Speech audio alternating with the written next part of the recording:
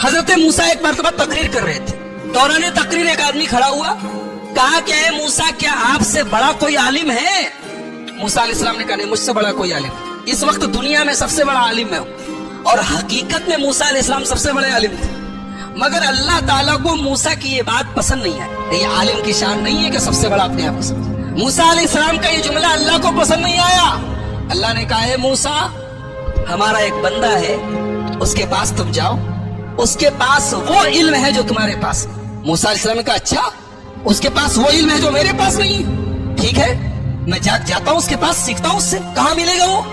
اللہ نے کہا وہ تمہیں ملے گا مجمع البحرین پر, جہاں دونوں دریا آپس میں ملتے ہیں, وہاں چلے جاؤ, وہاں تمہیں وہ آدمی ملے گا. چنانچہ حضرت موسیٰ علیہ السلام نے اپنے ساتھی حضرت یوشع ابن نون کو لیا اور پہنچے وہاں پر. وہاں پہ حضرت خضر سے ملاقات ہوئی. حضرت خضر کون تھے؟ صحیح بات یہ ہے کہ یہ اللہ کے نبی تھے, اور اللہ تعالیٰ نے ان کو ایک مخصوص علم دیا تھا کہ جب کوئی انسیڈنٹ ہوتا تھا, کوئی واقعہ ہوتا تھا, تو اس واقعے کے پیچھے کیا ہونے والا ہے, اس کا انجام کیا ہونے والا ہے, وہ بھی اللہ ان کو بتا دیتا تھا. تو جب حضرت موسیٰ پہنچے ان کے پاس, تو بڑے ادب سے کہا کہ حضرت میں آپ کے پاس آیا ہوں, آپ سے کچھ سیکھنا چاہتا ہوں, کیا آپ مجھے اجازت دیتے ہیں, میں آپ کے ساتھ تھوڑا وقت گزار سکتا ہوں؟ حضرت خضر نے کہا کہ دیکھو میرے ساتھ تم وقت گزار نہیں پاؤ, اس لیے کہ میں بہت سا کام ایسا کروں گا جو تمہیں سمجھ میں نہیں آئے گا, اور تمہیں سمجھ میں نہیں آئے گا, تم پوچھو گے, تم برداشت نہیں کرو گے, پوچھو گے, اور میرے ساتھ تم کوئی بات پوچھو گے تو میں تمہیں اپنے ساتھ رکھ نہیں سکتا. حضرت موسیٰ نے کہا گھبرائیے نہیں, میں کچھ پوچھوں گا نہیں آپ سے, آپ اپنا کام کیجئے, میں بس دیکھتا رہوں گا چپ چاپ. کہا ٹھیک ہے چلو. دونوں چلے. دریا میں کشتی جا رہی تھی, دونوں کشتی پر بیٹھے. کشتی پر جیسے بیٹھے, حضرت خضر نے ہتھوڑی نکالی اور تختی کا ایک تختہ توڑ کے نکالنے لگے.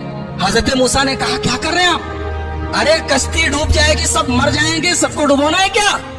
کہا میں بولا تھا کہ تم صبر نہیں کر پاؤ, تم برداشت نہیں کر پاؤ گے, بولو گے ضرور. کہا کہ اچھا معاف کیجئے میں بھول گیا تھا, اب کچھ نہیں پوچھوں گا, اب آپ جو کرنا ہو کیجئے, میں کچھ پوچھوں گا نہیں. اور آگے بڑھے, کشتی سے اترے, ایک گاؤں میں پہنچے. گاؤں میں 15 سال کا 16 سال کا ایک لڑکا تھا, اچھا خاصا ٹہل رہا تھا. اس کو حضرت خضر نے پکڑا, اس کی گردن گھما دی, مر گیا, وہیں پہ مر گیا. کہا رے اقتلت نفسا زکیۃ بغیر نفس, ایک معصوم بچے کو مار ڈالا آپ نے. قال الم اقل لك انك لن تستطيع معي صبرا, کہا کہ میں جانتا تو تم صبر نہیں کر پاؤ گے میرے ساتھ, تم برداشت نہیں کر پاؤ گے. کہا اچھا معاف کیجیے, اب آخری چانس دے دیجیے, اب اگر میں کچھ پوچھوں گا آپ مجھے چھوڑ دیجیے, آپ اپنے راستے میں اپنے راستے. کہا ٹھیک ہے. آگے پہنچے, ایک گاؤں میں گئے, ایک بستی میں گئے. دونوں بھوکے پیاسے تھے. جب بستی میں پہنچے تو وہ بستی جو تھی وہ کنجوسوں کی, بخیلوں کی بستی تھی. یہ دونوں پہنچے, بولے ہمیں بھوک لگی ہے, کچھ کھانے کو ملے گا کیا؟ تو بستی والوں نے کہا کہ ہمارے باپ کا مال ہے, یہ چلے آئے اور ہم تم لوگوں کو کھانے پینے کو دیں گے, چلو جاؤ یہاں سے. بھگا دیا ان لوگوں نے. یعنی ایک نمبر کے بخیل اور کنجوس تھے. دونوں کو ایک آدمی کھانا کھلانے کو تیار نہیں. دونوں بیچارے بھوکے پیاسے تھکے ہارے گاؤں کے مکان کی دیوار کے پاس بیٹھے تھے. اچانک دیوار گرنے لگی. حضرت خضر کھڑے ہوئے اور اللہ نے ان کو ایک مخصوص طاقت دی تھی. دیوار گر رہی تھی, انہوں نے کھڑے ہو کے دیوار کو سیدھا کر دیا.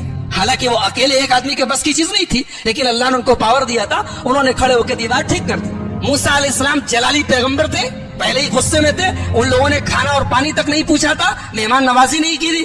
کہا کہ آپ بڑے خیر خواہ بنتے, بڑے دریا دل بنتے.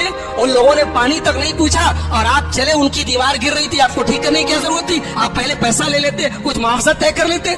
قال ھذا فراق بینی و بینک, کہا کہ اے موسیٰ اب یہاں سے آپ اپنے راستے میں اپنے راستے. آپ نے کہا تو میں بولوں گا نہیں, اور آپ ہر جگہ بول دیے.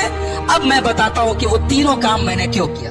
ہم لوگ جس کشتی میں جا رہے تھے وہ کشتی کچھ غریبوں کی کشتی تھی. کچھ غریب لوگ تھے, وہ بیچارے کشتی پر چلاتے تھے, وہی ان کی انکم کا ذریعہ تھی. آگے ایک ظالم بادشاہ تھا. وہ ظالم بادشاہ جب کوئی کشتی دیکھتا تھا, اگر کشتی صحیح سلامت ہوتی تھی تو کشتی کو لوٹ لیتا تھا, اور اگر کشتی دور سے ہی عیبدار نظر آتی تھی تو چھوڑ دیتا تھا. میں نے تختہ نکال دیا تاکہ وہ ظالم بادشاہ کشتی کو لوٹے نہ. اور جو لڑکا تھا جس کو میں نے گردن پکڑ کے مار دیا تھا, اس لڑکے کے ماں باپ بہت نیک تھے, مومن تھے, ایمان والے تھے, اور وہ لڑکا آگے چل کے اپنے باپ کا نافرمان, اپنی ماں کا نافرمان اور کافر ہونے والا تھا. तो मैंने अल्लाह के हुक्म से उसको खत्म कर दिया और अल्लाह उस बच्चे के बदले उनको एक नेक बच्चा देगा जो उनकी आगे चल के ईमान वाला बनेगा और उनकी खिदमत करेगा। और जो दीवार मैंने ठीक कर दी थी वो दरअसल जिस मकान की दीवार थी वो मकान 2 यतीम बच्चों का था। उनका बाप जब मरने लगा तो उसने अपनी सारी जमा पूंजी, बच्चे छोटे छोटे थे, सारी जमा पूंजी अपने मकान की एक दीवार के नीचे दफन कर दिया। और वो बच्चे बेचारे अभी छोटे छोटे थे, यतीम बच्चे थे। अगर दीवार गिर जाती तो वो बस्ती जो थी, गांव वाले 1 नंबर के हरीस और लालची और बखील लोग थे, हमें एक गिलास पानी तक नहीं पूछा, वो दीवार के नीचे का सारा खजाना लूट लेते और वो बेचारे यतीम बच्चों का हक मारा जाता। तो अल्लाह के हुक्म से मैंने दीवार को ठीक कर दिया ताकि जब बच्चे बड़े हो जाएं तो फिर अल्लाह ताला उनके बाप का खजाना उन्हें पहुंचा दे। और अल्लाह ने ऐसा क्यों किया? इसलिए कि उन दोनों बच्चों का जो बाप था वो बहुत नेक था। नेक बाप की औलाद परेशानी में पड़े ये अल्लाह ताला ने पसंद नहीं किया। अगर बाप नेक है तो औलाद की अल्लाह मदद करता है। एक नुक्ता ये मिला कि अगर आदमी नेक हो तो उसके मरने के बाद भी उसकी औलाद को फायदा पहुंचता है, ये इस आयत से पता चला। बहरहाल ये हजरत खिजर का वाकया था, हजरत मूसा का वाकया कुरान करीम के 15वें पारे के लास्ट में और 16वें के शुरू में ये वाकया बयान किया गया। मूसा अलैहिस्सलाम की जो कौम थी अल्लाह ने बहुत इनाम उनके ऊपर किया। इनके ऊपर आसमान से खाना उतरता था, इनको भूख लगती थी, खाना उतरता, मन्नो सलवा। पानी की जरूरत पड़ी, मूसा अलैहिस्सलाम ने लाठी को जमीन पे मारा, जमीन से चश्मा बहने लगा। इनको धूप बहुत तेज लगी, आसमान में बादल का साया आ गया। लेकिन जितनी अल्लाह ने इनको सहूलत दी, आराम दिया, उतनी ही ये कौम नाफरमान हो गई। जब फलस्तीन करीब आ गया तो मूसा अलैहिस्सलाम ने अपने साथियों से कहा, बनी इस्राइल से, कि चलो हम फलस्तीन में चलें और वहां पे एक जालिम लोगों की हुकूमत है, अमालेका की हुकूमत है, हम उनसे जिहाद करें, उनसे लड़ें। तो मूसा अलैहिस्सलाम के साथियों ने कहा, अरे वो लोग बहुत पावरफुल लोग हैं, हम लोग उनसे लड़ नहीं सकते, उनसे लड़ने की ताकत हमारे अंदर नहीं है, आप जाइए, आपका रब जाए। इज़हब अंता व रब्बुका फकातिला, ऐ मूसा तुम जाओ, तुम्हारा रब जाए और दोनों जाके लड़ाई करो, हम लड़ने वाले नहीं। ये हाल था बनी इसराइल का। ऐसे ही नहीं हम लोग सूरह फातिहा में पढ़ते, गैरिल मग़ज़ूबि अलैहिम वलद्दालिन, ऐ अल्लाह उनके रास्ते पर नहीं चलाना जिनके ऊपर तेरा गजब उतरा। अल्लाह ने इसको जितना नवाजा था इस कौम ने उतनी ही नाफरमानी और उतनी ही बदकारी की। सोचिए अल्लाह की कितनी बड़ी गुस्ताखी है, रसूल की कितनी बड़ी गुस्ताखी। कह रहे हैं मूसा तुम जाओ, तुम्हारा रब जाए, तुम लड़ो, हम नहीं लड़ेंगे। और दूसरी तरफ हमारे प्यारे नबी जनाब मुहम्मदुर रसूलुल्लाह सल्लल्लाहु अलैहि वसल्लम जब ग़ज़वे बद्र के मौके पर अपने सहाबा से मशवरा करते हैं, अपने सहाबा से मशवरा करते हैं और अपने अंसारी सहाबा से पूछते हैं कि तुम लोग क्या करोगे? तो अंसारी सहाबा कहते हैं, अल्लाह के नबी हम कोई मूसा के साथी थोड़ी हैं जो कह दे कि आप जाइए, आप लड़िए, हम बैठे रहेंगे।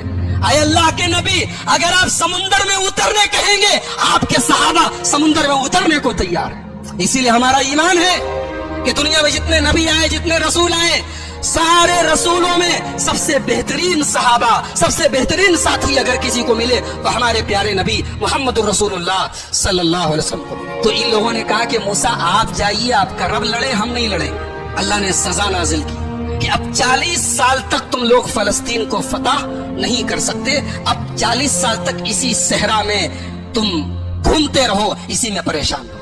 और उसी 40 साल के दौरान हजरत मूसा का इंतकाल हो गया। बाद में उनके जानशीन बने हजरत यूशा इब्ने नून और उनके दौर में फलस्तीन फतह हुआ और फलस्तीन पर फिर बनी इसराइल का कब्जा हुआ। तो ये चूंकि हजरत मूसा की जिंदगी के बाद का वाकया है इसलिए वो हमारी गुफ्तगू का टॉपिक नहीं है। हजरत मूसा की जिंदगी में हमारे लिए बहुत सारी इबरत और नसीहत है। सबसे बड़ा सबक ये है, जिसको अल्लाह रखे उसको कौन चखे, जिसको अल्लाह रखे उसको कौन चखे। मूसा अलैहिस्सलाम पानी में उनकी मां डाल देती है, लेकिन अल्लाह ने कैसे बचाया है। और फिरौन जो उनका दुश्मन था उसके दरबार में अल्लाह ने उनको उनकी परवरिश करवाई है। और फिर अल्लाह ने उस मौके पर जब मूसा की पूरी कौम, मूसा अलैहिस्सलाम की पूरी कौम कहती है कि हम पकड़ लिए जाएंगे, गिरफ्तार हो जाएंगे, लेकिन हजरत मूसा ने अल्लाह की जात पर ऐसा भरोसा और यकीन रखा कि अल्लाह ने उनके भरोसे की लाज रखी और समुंदर के अंदर, दरिया के अंदर रास्ता बना। तो मेरे भाइयों, بہت سارے سبق ہیں, بہت ساری عبرتیں ہیں, نصیحتیں ہیں. آئیے ہم اللہ سے دعا کریں, اللہ تعالیٰ اس جلیل القدر پیغمبر کی سیرت کو ہم سب کو سمجھنے کی اور اس سے جو عبرتیں نصیحتیں حاصل ہو رہی ہیں انہیں اپنانے کی توفیق عطا فرمائے. رب العالمین ہمیں نبیوں کے واقعات کو پڑھنے اور سننے کی توفیق عطا فرمائے.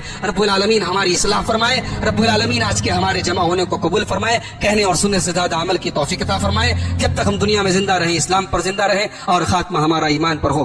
آمین. وآخر دعوانا الحمدللہ رب العالمین.